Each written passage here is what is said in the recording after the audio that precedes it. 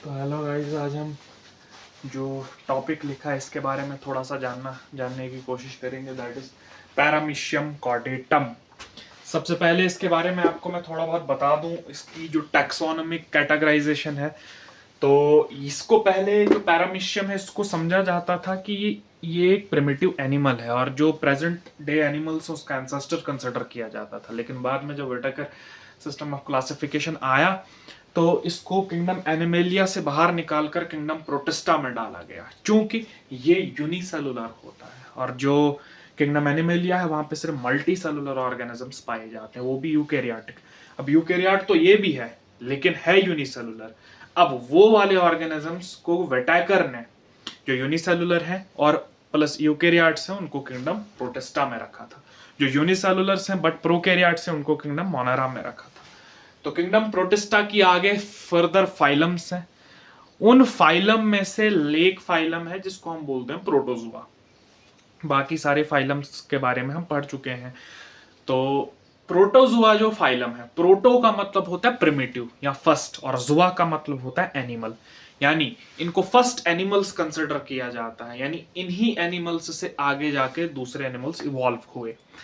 तो प्रोटोजुआ की आगे फर्दर क्लासिफिकेशन जब हमने की तो हमने देखा कि on the basis of the locomotory structures present in the protozoans we have classified them into several classes, कि उनमें कौन सा लोकोमोटरी स्ट्रक्चर है उसके बेसिस पे हमने उनकी क्लासिफिकेशन की। हमने सार्कोडाइन्स को पढ़ा, हमने स्पोरोजोआन्स को पढ़ा और भी बहुत सारी क्लासेस को पढ़ा। और इसमें एक क्लास आती है प्रोटोजोआन के अंडर जिसको हम क्लास सिलिएटा बोलते हैं या सीधे सिलिएट्स बोलते हैं। एक फ्लैजिलेट्स की क्लास भी होती है, जैसे ट्राइपैनोसोमा की क्लास थी। तो ये जो सिलिएट्स की क्लास है, बेसिकली सिलिएटा क्लास, इस सिलिएटा क्लास से ही पैरामीशियम कॉर्डेटम बिलोंग करता है, या पैरामीशियम की जितनी भी स्पीशीज हैं। सबसे एक्सटेंसिवली फाउंडेड और स्टडीड स्पीशीज कॉर्डेटम है, इसलिए हमने इसका नाम लिखा है। सिलिएटा क्लास से बिलोंग करता है from phylum protozoa and kingdom protista. लेकिन ये सिलिएटा का मतलब क्या है? देखिए, नाम से ही पता चल रहा है कि सीलिया से निकला है सिलिएटा। बिकॉज ऐसा क्यों? लोकोमोटरी स्ट्रक्चर इज लोकोमोटरी, क्योंकि हमें पता है कि इसकी classification on the basis of locomotory structure ही की गई है। लोकोमोटरी स्ट्रक्चर इज सीलिया, यही रीजन है। सीलिया के बारे में हम पढ़ चुके हैं कि जैसे एक सेल सरफेस है, इसके चारों तरफ से स्मॉल हेयर लाइक स्ट्रक्चर्स होंगे, हेयर लाइक प्रोजेक्शंस होंगी, जो कि सेल मेम्ब्रेन की प्रोजेक्शंस होती हैं। इनके अंदर से कुछ प्रोटीनिशियस माइक्रोफिलामेंट्स जाहिर से होंगे। ये जो स्मॉल फिंगर या हेयर लाइक स्ट्रक्चर्स हैं अराउंड द सेल, इन्हीं को सीलिया कहा जाता है। जब ये उधर इधर मूव करते हैं, ठीक है, इनके एक ही मोशन की वजह से ये जो पूरा सेल है ये आगे प्रोपेल होता है, इसकी मूवमेंट होती है, ये आगे पीछे मुड़ता है। जैसे समझिए कि ये जितने भी बाल हैं, ये जो जितने भी सीलिया हैं, ये सीलिया अगर पीछे की तरफ सारे के सारे मुड़ जाएंगे अचानक से तो एक फॉरवर्ड थ्रस्ट लगेगी। जैसे एक आप समझ लीजिए कि किश्ती का जो चप्पू होता है, जब हम उसको ऐसे पीछे की तरफ पानी को देते हैं तो किश्ती आगे जाती है, क्योंकि पीछे की तरफ पानी को देने का मतलब हम उसको एक बैकवर्ड थ्रस्ट दे रहे हैं, तो वो हमको एक फॉरवर्ड थ्रस्ट देगा। Because every action has an equal and opposite reaction, Newton का थर्ड लॉ है। फिजिक्स का कंसेप्ट यूज करते हुए अगर इसीलिए पीछे की तरफ डाउन बैकवर्ड स्ट्रोक में जाएंगे, इसको बैकवर्ड स्ट्रोक बोलते हैं, तो ये जो पूरा का पूरा सेल है इस पे आगे की तरफ एक फोर्स लगेगी, ये फॉरवर्ड थ्रस्ट में जाएगा, backward stroke and forward thrust. और ये जितने भी आपके पास सीलिया हैं, ये सीलिया अगर सारे के सारे एक ही साथ मोशन करें, इसको सिंक्रोनस मैनर बोलते हैं।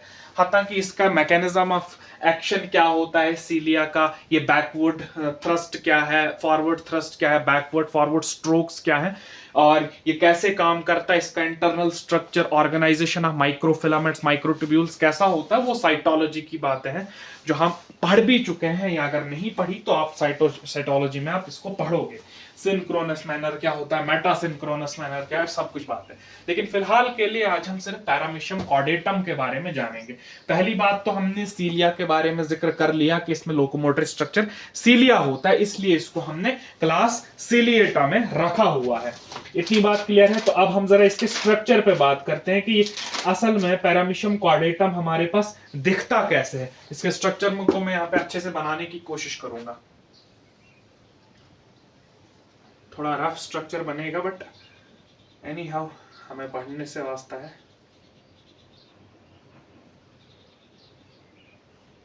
आप ऐसे बना लीजिए। ये पूरा गोल भी नहीं होता, थोड़ा बहुत टेपरिंग होता है एंड्स की तरफ, लेकिन उतना स्ट्रिक्ट टेपर्ड नहीं होता, बल्कि थोड़ी ब्लंट एंड्स पाई जाती हैं इसके एंड्स पे। यह है पैरामीशियम कॉर्डेटम की एक जनरल आउटलाइन। और एज मेंशन्ड अर्लियर कि सीलिया होंगे तो आप इसकी पूरी बॉडी सरफेस पे ऐसे बाहर की तरफ हेयर लाइक प्रोजेक्शंस दिखा दो, जो कि हमारे पास जाहिर सी बात है सीलिया है। एक और बात, यहाँ पे जो सीलिया होते हैं वो थोड़े घने और लंबे होते हैं as compare to the other cell, जो इसका लास्ट वाला एंड है। तो यहाँ पे आप थोड़े घने और थोड़े लंबे सीलिया दिखाओगे, क्योंकि मेनली मोशन इन्हीं सीलिया से होता है। ये इसका पोस्टीरियर एंड कंसिडर किया जाता है, जहां पे ये लंबे लंबे हमारे पास सीलिया पाए जाते हैं। ये आप समझ लीजिए इतना, ठीक है। तो सबसे पहली बात मैं बता सकता हूं कि क्या ये सीलिया है, तो लिख लो ये सीलिया है, पूरी बॉडी है सीलिया से कवर्ड। ये जो इधर लास्ट पे जो लंबे घने सीलिया हैं, इनको कॉर्डल टफ्ट बोलते हैं। Chordal tuft. टफ्ट का मतलब होता है एक बंच या ग्रुप ऑफ हेयर्स, उसको टफ्ट बोलते हैं। कॉर्डल का मतलब होता है टेल, क्योंकि ये पीछे बैक साइड पे पाया जा रहा है और बैक साइड पे हमेशा टेल होती है, इसलिए इसको कॉर्डल टफ्ट बोलते हैं।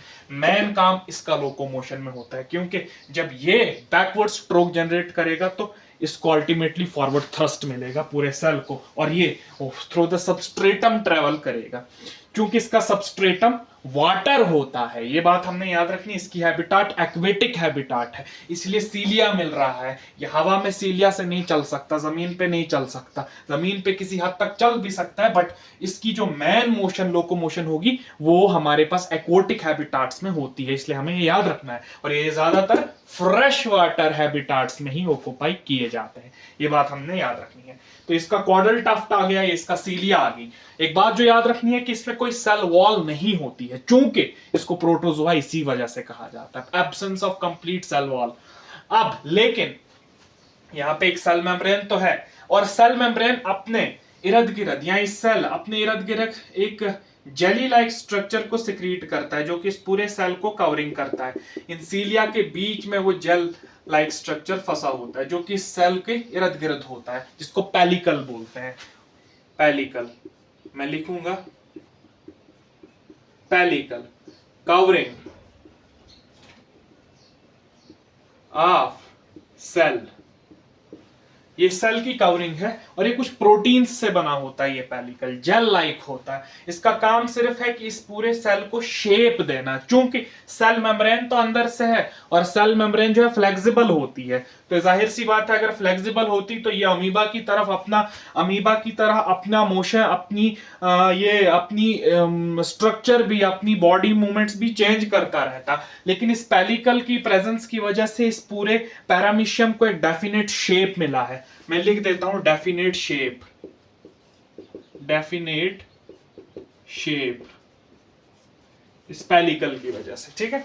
अब होता क्या है कि यहां पे आप देखोगे इसके बाहर से तो ये यूनिट मेम्ब्रेन है, सेल मेम्ब्रेन है, लेकिन इसके अंदर एक और मेम्ब्रेन की इन्वेजिनेशन पाई जाती है। आप ये बात याद रखना, ये दो मेम्ब्रेन से, एक मेम्ब्रेन तो इधर से, एक मेम्ब्रेन तो इधर से है।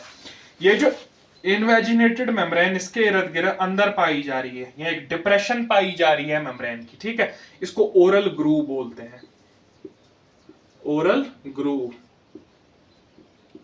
ओरल का मतलब होता है मुंह, और ग्रूव का मतलब होता है डिप्रेशन। देखिए, क्योंकि यहाँ पे एक छोटी सी डिप्रेशन हमें मिलेगी हमेशा पैरामीशियम में।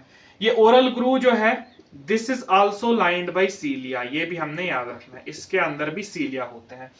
ये ओरल ग्रूव के सीधे जब यहाँ पे आप जाओगे, ये इसको साइटोस्टोम कहा जाता है। साइटोस्टोम, साइटो का मतलब सेल और स्टोम का मतलब होता है माउथ, यानी सेल का माउथ। इसको आप कंपेयर करो ह्यूमंस से, जैसे इंसानों का माउथ होता है ना जहां से हम खाना खाते हैं, सिमिलरली ये साइटोस्टोम, ये इसका मुंह है जिसके थ्रू ये खाने को इंजेस्ट करता है, इसलिए इसका नाम साइटोस्टोम रखा है हमने। साइटो का मतलब सेल एंड स्टोम का मतलब माउथ। और इसके अंदर जब आप जाओगे, क्योंकि जैसे हमारा मुंह है, पहले तो माउथ आता है, ओरल कैविटी है, जब थोड़ा हम अंदर जाएंगे उसके बाद फेरिंक्स का रीजन आता है। सिमिलरली यहां पे जब ये माउथ का रीजन आया, साइटोस्टोम का रीजन आया, इससे थोड़ा सा नीचे डिसेंड करने के बाद ये जो कैनाल रीजन है, this is also lined by the cilia, इसको साइटोफेरिंक्स बोलते हैं। लिख लो, साइटोफेरिंक्स, स्पेलिंग चेक कर लेना, साइटोफेरिंक्स बोलते हैं। ये साइटोफेरिंक्स जो है इसका काम यही होता है कि जैसे फूड पार्टिकल यहां पे आया, फूड पार्टिकल यहां पे आया, इस फूड पार्टिकल को ये सीलिया डाउनवर्ड मोशन से ये ऐसे ऐसे इसको प्रोपेल करते हैं, ये नीचे जाते हैं। साइटोफेरिंक्स जो है इसमें जो सीलिया है ये इस फूड पार्टिकल को नीचे की तरफ लाते हैं और फाइनली यहां पे पहुंचाते हैं। अब समझो ये जो है सेल मेम्ब्रेन थी, ये एक सेल मेम्ब्रेन थी, इसके इर्द गिर्द चूंकि यह सेल मेम्ब्रेन थी, जब फूड पार्टिकल यहां पे पहुंच जाता है, फूड पार्टिकल यहां पे पहुंच जाता है तो सेल मेम्ब्रेन जो है ऐसे इन्वेजिनेट करती है, यहां से अंदर की तरफ एंटर होना स्टार्ट करती है, कुछ इस तरीके से, कुछ इस तरीके से। और फाइनली ये दोनों जो सिरे हैं ये आपस में मिल जाते हैं ऐसे। जब ये दोनों आपस में मिल जाएंगे, क्या हमारे पास ये फूड वैक्यूल अलग हो गया, जिसके अंदर हमारे पास ये फूड पार्टिकल है और इसके इर्द गिर्द हमारे पास एक मेम्ब्रेन है और बाहर हमारे पास सेम स्ट्रक्चर वैसा ही रहा। अब जब दूसरा फूड पार्टिकल आएगा वो भी सिमिलरली ऐसे ही यहाँ पे स्टोर होगा, उसके इर्द गिर्द सेल मेम्ब्रेन इन्वेजिनेट होगी और फाइनली वो पिंच ऑफ हो जाएगी एक फूड वैक्यूल की फॉर्म में, जैसे हमारे पास ये फूड वैक्यूल बना है। तो मैं इसको लिख देता हूं फूड वैक्यूल, फूड वैक्यूल। इतनी बात क्लियर है। इसका काम पता चला, बहुत सिंपल काम है कि ये काम कैसे करता है। जाहिर सी बात है अगर यहां पे फूड वैक्यूल है, फूड वैक्यूल को हमारे पास यहां अगर एंडोसाइटोसिस के थ्रू कोई भी चीज, कोई सेल अंदर अपने एनगल्फ करता है, उसके बाद इस फूड वैक्यूल को या इसी को प्राइमरी वैक्यूल भी कहा जाता है, इसको लाइसोसोम के साथ मर्ज करा दिया जाता है। जब इसके साथ लाइसोसोम मर्ज होगा, जाहिर सी बात है ये समझो ये लाइसोसोम है, लाइसोसोम, लाइसोसोम में हमारे पास हाइड्रोलिटिक एंजाइम्स होते हैं। These enzymes help in the breakdown of this food material. जब ये कॉम्प्लेक्स फूड मटेरियल पे ये लाइसोजाइमल एंजाइम्स एक्ट करेंगे, चूंकि ये अब इसके साथ मिलने जा रहा है, ये दोनों फ्यूज कर जाएंगे, इनके फ्यूजन से फैगोसोम बनेगा। इस फैगोसोम में हमारे पास या सेकेंडरी वैक्यूल बनेगा। ये हाइड्रोलिटिक एंजाइम्स इस फूड वैक्यूल को डाइजेस्ट कर देंगे, इस फूड को डाइजेस्ट कर देंगे। आफ्टर द डाइजेशन जो डाइजेस्टेड फूड होगा वो डिफ्यूज कर जाएगा इसके साइटोप्लाज्म में इर्द गिर्द और उसको एसिमिलेट कर दिया जाएगा। लेकिन कुछ जो होता है वो इनडाइजेस्टेड फूड भी पाया जाता है। समझो कि कुछ इनडाइजेस्टेड फूड अभी भी इसमें मिल रहा है, इसको हम बोलते हैं टर्शरी वैक्यूल। ये फूड वैक्यूल जो है आकर एक स्पेसिफिक जगह होती है सेल में, इस कहीं पे एक पोर्शन पे जहां पे ये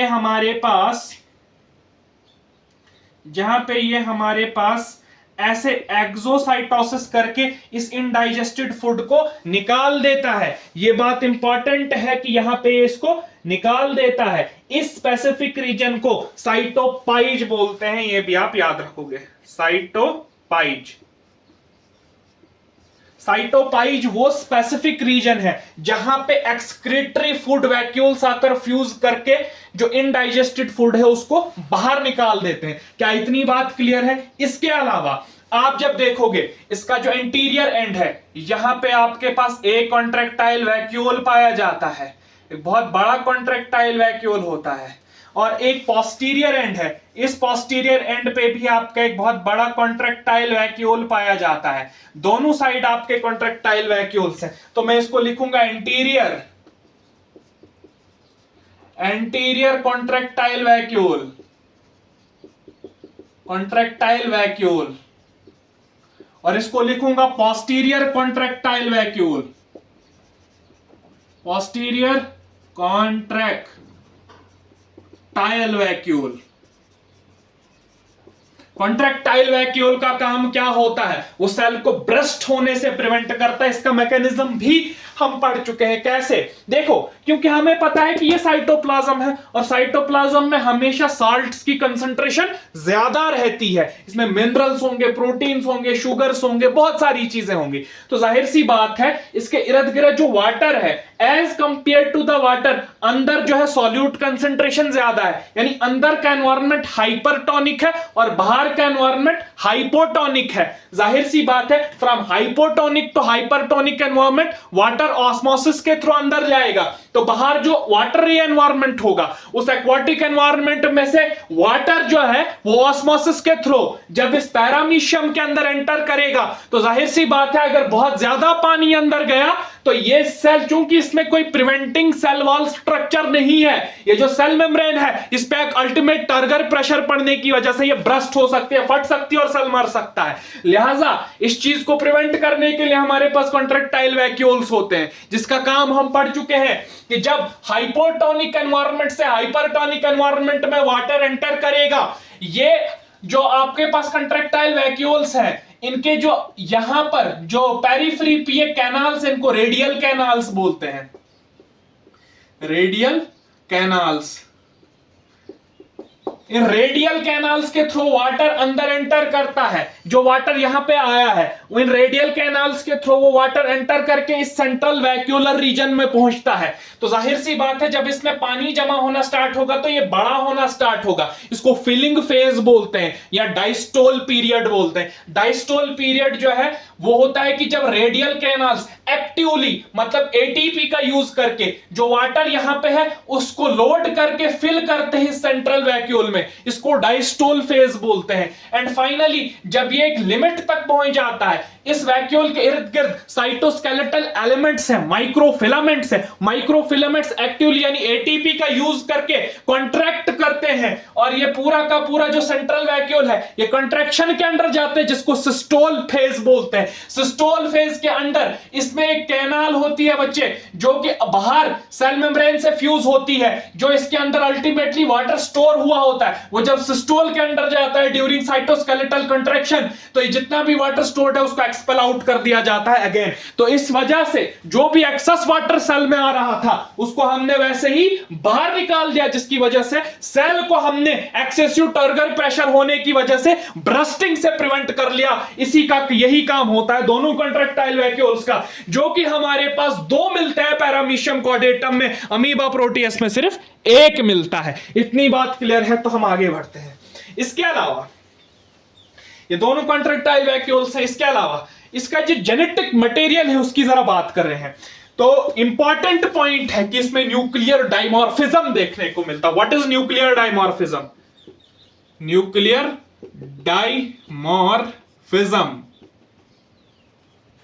न्यूक्लियर डाइमॉर्फिज्म, न्यूक्लियर का मतलब न्यूक्लियस एंड डाई का मतलब टू, मॉर्फ का मतलब शेप, यानी टू टाइप के शेप्स के न्यूक्लियस मिलते हैं। जनरली सेल में एक ही न्यूक्लियस मिलता है, इस सेल में पहली बात दो न्यूक्लियस है, यानी ये बाई न्यूक्लिएटेड सेल है। लिखो बाई न्यूक्लिएटेड,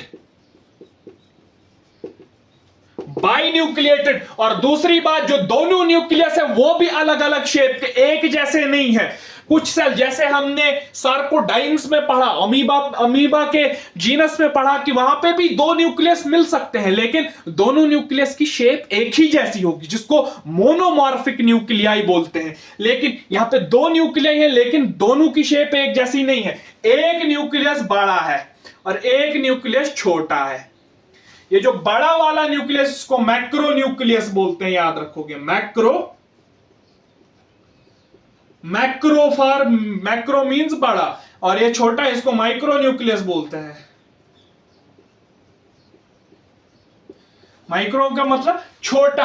अब इन दोनों का काम क्या है वो भी हम जानेंगे, लेकिन इससे पहले आप याद रखो कि इस सेल में रिमेनिंग स्ट्रक्चर्स भी पाए जाते हैं। ये माइटोकॉन्ड्रिया है, माइटोकॉन्ड्रिया भी मिलेगा फॉर एनर्जी प्रोडक्शन। इसके अलावा कुछ क्रिस्टल्स, कुछ वैक्यूल्स और मिलते हैं इस सेल के अंदर। हाँ, एक और बात है कि ये जो पूरा सेल का साइटोप्लाज्म है इसमें दो डिस्टिंक्ट रीजन्स मिलते हैं, जैसे हमने अमीबा में पढ़ा था। एक होता है एक्टोप्लाज्म, एक होता है एंडोप्लाज्म, वो यहां पे भी है, उसकी कैटेगराइजेशन भी आप लिख लो। मैं छोटे से रीजन में ही बनाऊंगा। ये आ गया हमारे पास ectoplasm, ecto for outside, ectoplasm, और यह है एंडोप्लाज्म। दोनों को मिलाकर हम साइटोप्लाज्म बोलते हैं।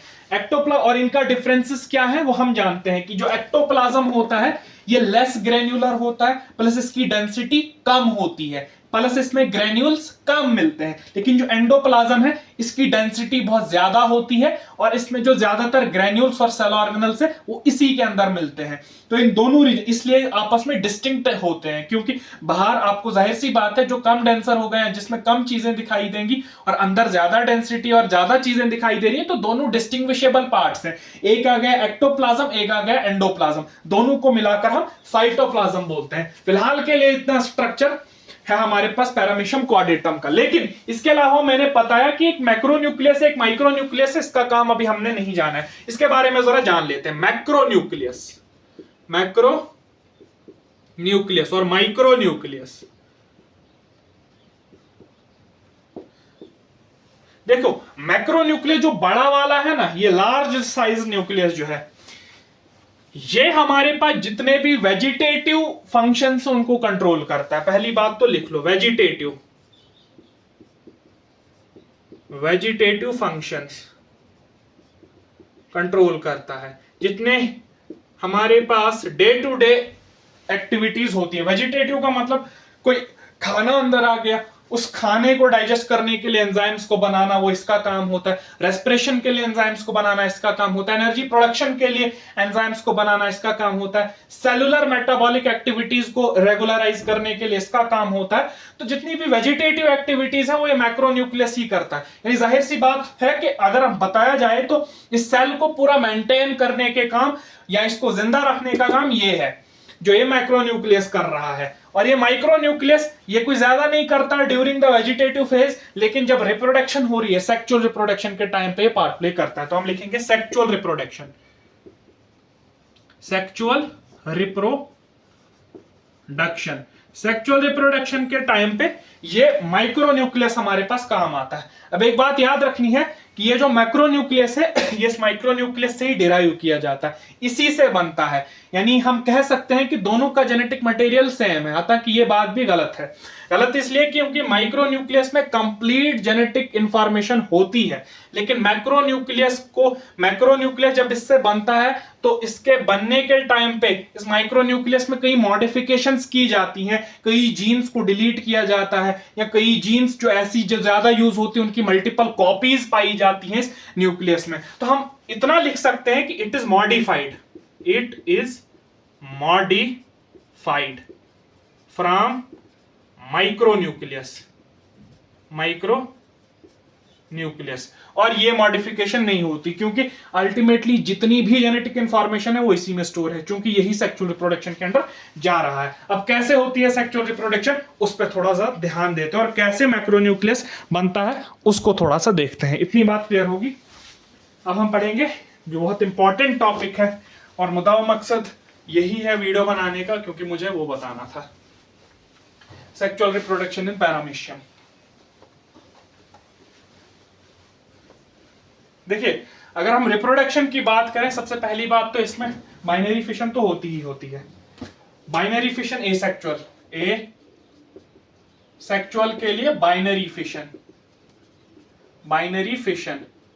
और बाइनरी फिशन भी कौन सी वाली? ट्रांसवर्स वाली। यानी अगर ये सेल है, ये दो न्यूक्लियाई होते हैं, पहले ये डिवाइड करते हैं, बड़ा वाला भी अपनी दो कॉपीज बना लेता है, समझ लो ये बड़ा वाला है, और छोटे वाला भी अपना दो कॉपीज बना लेता है, और बीच में ऐसे ट्रांसवर्सली डिवाइड कर जाता है सेल। इसको बोलते हैं binary fission by transverse mode या बाय ट्रांसवर्स प्लेन। इतनी बात तो क्लियर है और इजी है। लेकिन सेक्सुअल रिप्रोडक्शन जो मेन चीज है उस पर मैं थोड़ा बात करना चाहूंगा। मेन चीज है सेक्सुअल रिप्रोडक्शन, उस पर थोड़ा बात करते हैं। सेक्सुअल रिप्रोडक्शन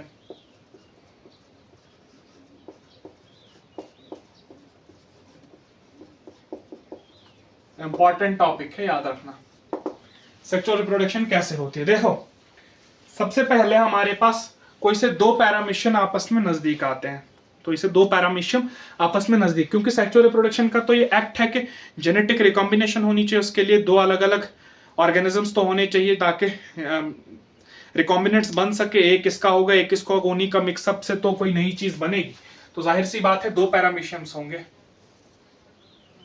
मैं रफली बना रहा हूं अब थोड़ा पैरामीशियम्स को, और एक पैरामीशियम होगा ये, समझ लो ये दो पैरामीशियम्स हैं। ये इसका ओरल ग्रूव है और ये इसका ओरल ग्रूव है, ये एक दूसरे को फेस कर रहे हैं, ठीक है। और ये आपस में कॉम्पेटेबल है। कॉम्पेटेबल का मतलब ये आपस में सेक्सुअल रिप्रोडक्शन कर सकते हैं। ऐसी बात नहीं कि नॉन कॉम्पेटेबल भी सेक्सुअल रिप्रोडक्शन कर पाएंगे। जो आपस में, जो पैरामीशियम आपस में कॉम्पेटेबल हैं और आपस में सेक्सुअल रिप्रोडक्शन कर सकते हैं, उनको कंजुगेंट्स बोलते हैं। कंजुगेंट्स। वाई कंजुगेंट्स? क्योंकि जो पूरा सेक्सुअल रिप्रोडक्शन होती है वो बाय कंजुगेशन मेथड होता है। हम लिखेंगे कंजुगेशन। अब मुझे नहीं लगता कि कंजुगेशन से आप नावाकिफ हो, क्योंकि हमने बैक्टीरियल रिप्रोडक्शन में ट्रांसफॉर्मेशन, ये ट्रांसडक्शन और ये कंजुगेशन सब पढ़ चुके हैं। कंजुगेशन में अब होता क्या है समझिए। सबसे पहले तो यहाँ पे एक मैक्रोन्यूक्लियस है, ये बात तो हम जानना भूल गए, और एक माइक्रोन्यूक्लियस है। एक मैक्रोन्यूक्लियस है और एक माइक्रोन्यूक्लियस है। होता क्या है कि ये दोनों कंजुगेंट्स आपस में जो ये सेल मेम्ब्रेन से इनकी एक पोर्शन पे फ्यूज कर जाती हैं। मैं इनके फ्यूजन स्ट्रक्चर को दिखा देता हूं।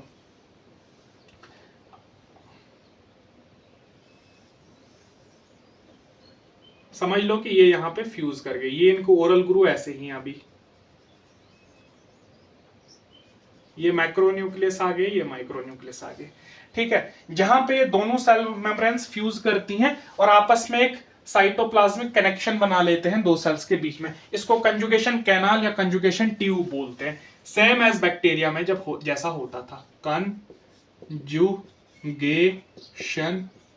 ट्यूब। कंजुगेशन ट्यूब और कंजुगेशन कैनाल, ये एक साइटोप्लाज्मिक ब्रिज है बिटवीन द टू कंपैटिबल और between the two conjugants of paramecium caudatum, ठीक है। अब होता क्या है कि इस कोर्स में जब कंजुगेशन ट्यूब बन गई, इसी के टाइम के साथ साथ ये जो मैक्रोन्यूक्लियस है ये डीजनरेट करना स्टार्ट कर रहा है। Macronucleus degenerate. इस पे कुछ एंजाइम्स काम करते हैं और इसके अंदर जितनी भी डीएनए होता है या जितना भी इसके अंदर जो पैकेजिंग होती है जेनेटिक मटेरियल की, वो सारी अनवाइंड हो जाती है, खुल जाती है, और समझ लो कि इसकी ऑर्गेनाइजेशन बिगड़ जाती है। डिसइंटीग्रेट तो मतलब खत्म नहीं होता, लेकिन फिर भी इसकी ऑर्गेनाइजेशन खत्म हो जाती है। डिसइंटीग्रेट, डिसइंटीग्रेट, ठीक है। अब होता क्या है इसके आगे समझिए। जो ये दोनों न्यूक्लियस होते हैं ना, ये डिप्लॉइड कंडीशन में होते हैं। ये भी मैं जिक्र कर देता हूं, यानी ये भी डिप्लॉइड है, ये भी डिप्लॉइड है, ये भी डिप्लॉइड है, ये भी डिप्लॉइड है। 2 सेट ऑफ क्रोमोसोम्स मिलेंगे हर एक में। अब होता क्या है कि ये जो आपके पास न्यूक्लियाई है, ये जो न्यूक्लियाई है आपके पास माइक्रो न्यूक्लियाई, जो आपके पास सेक्सुअल रिप्रोडक्शन में पार्ट प्ले करते हैं, ये मियोसिस के अंडर जाते हैं। Meiosis, ME, meiosis of micro nuclei. अब समझिए,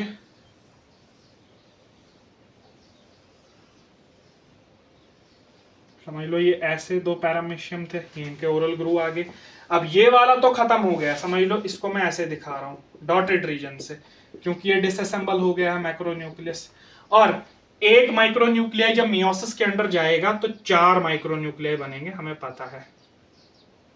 सिमिलरली इसमें भी 4 माइक्रोन्यूक्लियाई बनेंगे क्योंकि रिडक्शनल डिवीजन हुई है। इतनी बात क्लियर है, मियोसिस हो गई। अब समझो जो यहाँ पे न्यूक्लियाई आ गए या हैप्लॉइड बन गए क्योंकि मियोसिस हो गई, तो हैप्लॉइड न्यूक्लियस बन गए फ्रॉम डिप्लॉइड न्यूक्लियाई। अब जो ये चारों न्यूक्लियाई हैं, out of the 4 micronuclei formed there, the 3 degenerate and only 1 will be remained there. ये जो 3 है, समझ लो ये और ये खत्म हो जाते हैं, ये तीनों खत्म हो जाते हैं, डीजेनरेट हो जाते हैं, और इनमें से सिर्फ एक सर्वाइव करता है। हम लिखेंगे 3 माइक्रोन्यूक्लियाई। डीजनरेट।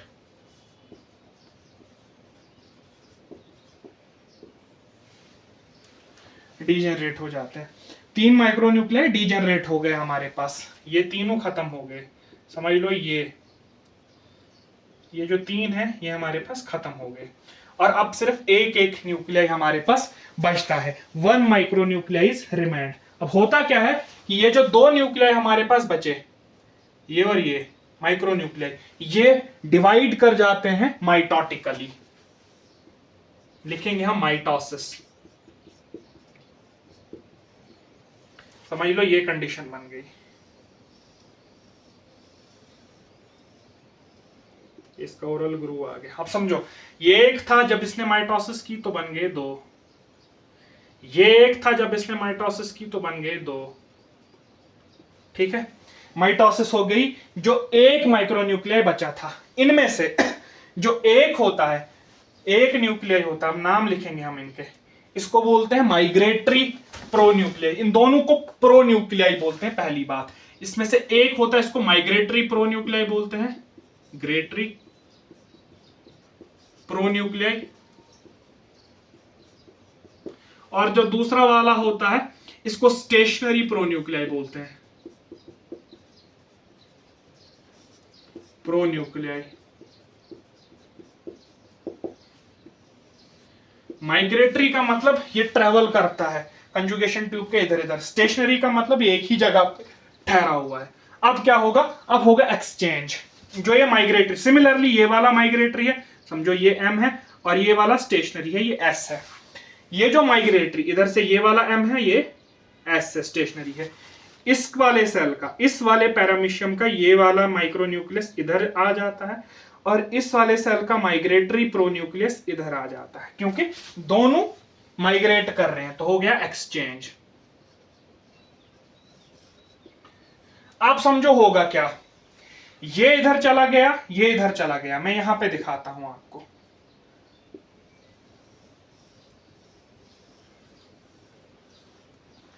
ये वाला देखिए, ये इस वाले का माइक्रोन्यूक्लियस यहां पे आ गया था, और प्लस इसका स्टेशनरी न्यूक्लियाई ये। इस वाले का माइक्रोन्यूक्लियस इधर चला गया था, और प्लस इस वाले का स्टेशनरी यही था। ठीक है, अब ये दोनों कर जाते हैं फ्यूज आपस में, इनकी हो जाती है फ्यूजन, जिसको हम बोलते हैं फर्टिलाइजेशन। हो गई फर्टिलाइजेशन। अब बनता है, समझो ये भी हैप्लॉइड था, ये भी हैप्लॉइड था। जब 2 हैप्लॉइड न्यूक्लियाई आपस में फ्यूज कर गए तो डिप्लॉइड न्यूक्लियस बनता है। तो ये हमारे पास बन गया डिप्लॉइड जाइगोट फर्टिलाइजेशन के बाद, या इसी को सिन कैरियन बोलते हैं। सिन का मतलब फ्यूज्ड, कैरियन का मतलब न्यूक्लियाई, फ्यूज्ड न्यूक्लियाई। ये हो गई फर्टिलाइजेशन। फर्टिलाइजेशन, फर्टिलाइजेशन के बाद डिप्लॉइड जाइगोट या डिप्लॉइड सिन कैरियन बना, वजूद में आया। ठीक है, इतनी बात क्लियर है। अब समझिए होगा क्या। ये जो हमारे पास डिप्लॉइड सिन कैरियन, अब हुआ कैसे, वाया कंजुगेशन कैनाल। ये हमारे पास हमने बात क्लियर कर ली। अब होता क्या है कि ये जो डिप्लॉइड जाइगोट बनता है, इसमें माइटोसिस होती है। समझिए,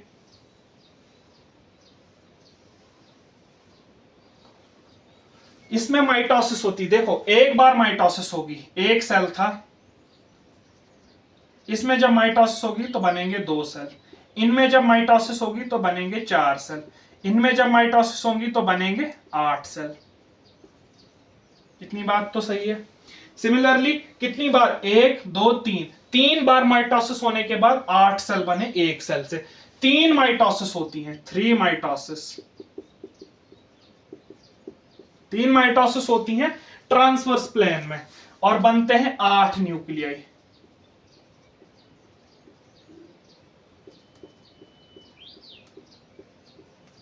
इन 8 न्यूक्लियाई में से ये जो 3 न्यूक्लियस हैं, ये डीजनरेट कर जाते हैं, डीजनरेट कर जाते हैं। इनमें से जो पहले 4 न्यूक्लियाई बचते हैं, ये वाले, इनकी मॉडिफिकेशन होती है हमारे पास मैक्रोन्यूक्लियस में, और जो बेचारा ये एक बचा, ये बन जाता है हमारे पास माइक्रोन्यूक्लियस। अब कैसे, उसको समझिए। इसको मैं थोड़ा मिटाने की कोशिश करता हूं यहां पे, ताकि हम जरा चीज को समझ सकें। यहाँ पे इतनी चीज तो आप समझ गए होंगे, कि मिटाना नहीं चाहता था मैं, बट स्टिल मिटा देते हैं। आप समझिए, ये ऐसा स्ट्रक्चर बन चुका था, ये ओरल ग्रूव है। ये जो 4 न्यूक्लियाई बने थे ये कन्वर्ट हो जाते हैं मैक्रो न्यूक्लियस में। अब समझिए ये वॉल खत्म हो जाती है, इनके बीच में क्रॉस वॉल खत्म हो जाती है। जब ये दोनों के बीच में से कंजुगेशन ट्यूब खत्म हो जाती है, इनको फिर एक्स कंजुगेंट्स बोलते हैं। Exconjugants, exconjugants. जब दोनों एक्स कंजुगेंट्स बन गए, अब समझो ये 4 न्यूक्लियाई तो हमारे पास मैक्रो न्यूक्लियस में कन्वर्ट हो जाते हैं, यानी इनमें कुछ मॉडिफिकेशंस होंगी, कुछ जीन्स को एम्पलीफाई कर दिया जाएगा, कुछ नॉन कोडिंग सीक्वेंसेस को खत्म कर दिया जाएगा, कुछ प्रोटीन्स को ऐड कर दिया जाएगा और ये माइक्रो न्यूक्लियस में कन्वर्ट हो जाएंगे। बाकी वो 3 डीजनरेट हो गए थे, एक माइक्रो न्यूक्लियस बचा था, एक माइक्रो न्यूक्लियस बचा था। अब होगा क्या इसमें? सबसे पहले, अब एक सेल की मैं कहानी ले रहा हूं, एक सेल में सबसे पहले ये डिवाइड करेगा और बनेंगे 2, फिर इसमें होगी ट्रांसवर्स बाइनरी फिशन। ये 2 माइक्रो न्यूक्लियस एक सेल में आएंगे प्लस 1 माइक्रो न्यूक्लियस एक सेल में आएगा, ट्रांसवर्स बाइनरी फिशन। देखो जब ये 2 एक में आ गए, 2 माइक्रो न्यूक्लियस एक में आ गए प्लस 1 माइक्रो न्यूक्लियस इसमें आ गया, ठीक है। ऐसे ही 2 सेल बनेंगे। देखिए ये 4 माइक्रो न्यूक्लियस थे, 2 इसमें आ गए, 2 इसमें आ गए। ये 2 माइक्रो न्यूक्लियस थे, एक इसमें आ गया, एक इसमें आ गया। उसके बाद ये और फ्यूजन करके 2 और बनाएगा, 2 माइक्रो न्यूक्लियस बनेंगे। फिर इनमें ट्रांसवर्स डिवीजन होगी, तो हमारे पास ये सेल्स बनेंगे, 1 माइक्रो न्यूक्लियस इसमें, 1 माइक्रो न्यूक्लियस इसमें, 1 माइक्रो न्यूक्लियस इसमें, 1 माइक्रो न्यूक्लियस इसमें। सिमिलरली इस सेल के साथ होगा। समझिए अगर 2 1 से बने तो इससे 2 बन गए 4 सेल, यानी 1 इससे 4 सेल्स बने और थे 2 एक्स कंजुगेंट्स, तो 4 + 4 = 8। तो टोटल 8 नए पैरामीशियम कॉर्डेटम हमारे पास बने फ्रॉम द सिंगल 2 कंजुगेंट्स जिन्होंने सेक्सुअल रिप्रोडक्शन में पार्टिसिपेट किया था। ये था पूरा process sexual reproduction in paramecium का। Thank you.